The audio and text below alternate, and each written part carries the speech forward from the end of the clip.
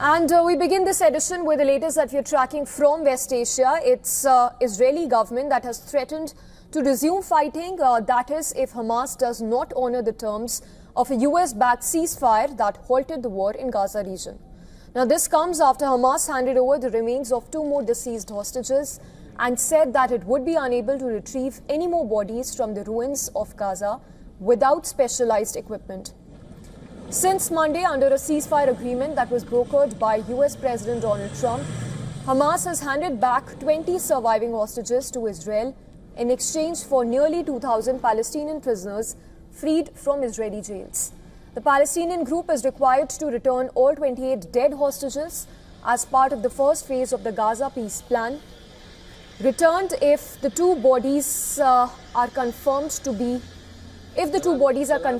of those hostages, it would mean that Hamas has returned the remains of 9 out of 28 known deceased hostages, and that is in addition to a 10th body that Israel has stated did not belong to a former hostage.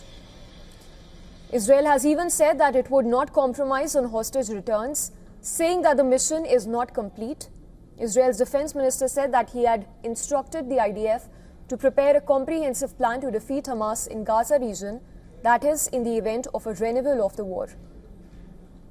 Meanwhile, Trump, in an exclusive with CNN, said that he would consider allowing Israeli Prime Minister Netanyahu to resume military action if Hamas refuses to uphold its end of the deal. A senior US official said that the Palestinian group still intends to make good on its pledge. The advisor even argued that Hamas had acted in good faith by returning the living hostages and was even working with various interlocutors to find and return the remains of hostages.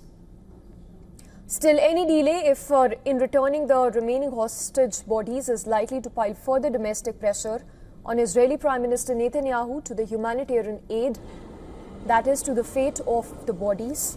Israel's far-right National Security Minister Ben-Gvir has threatened to cut off desperately needed aid supplies to Gaza if Hamas fails to return the remains of soldiers still held in the Palestinian territory.